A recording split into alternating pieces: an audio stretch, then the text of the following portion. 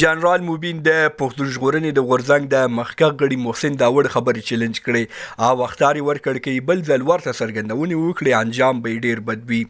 تیر ورځ محسن داوړ ویلي و چې په پښتنه خاوره کې هغه وخت امن او ثبات راتلی شي چې لوی افغانستان د یو افغان لاس وغورځيږي.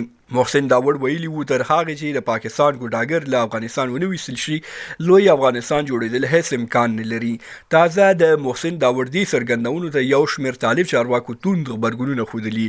تازه جنرال موبین په ایکس پاڼه لیکلي دي که تاسې په رښتیا نران یاست لومړی علي وزیر له زندان راوباسئ بیا به د لوی افغانستان لوی لاس د وجود د غلامۍ ټول ګند راوباسي کوم ګند چې مو د پنجاب په کاسه کې خوړلی دی. یو بل طالب پلوه فعال لیکلي دي محسن داوړ د ISI جاسوس دی او هغه نن ثابته هم کړه.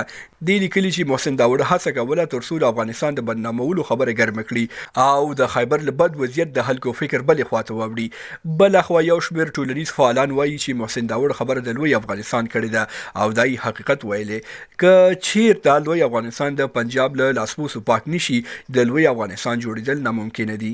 تاسې په دې اړه څه نظر لرئ؟ له ملتیا مو نړۍ مننه. شیر او سبسکرایب مو هېر نشي. تر بیا ښې چارې لوی الله مو ولشه.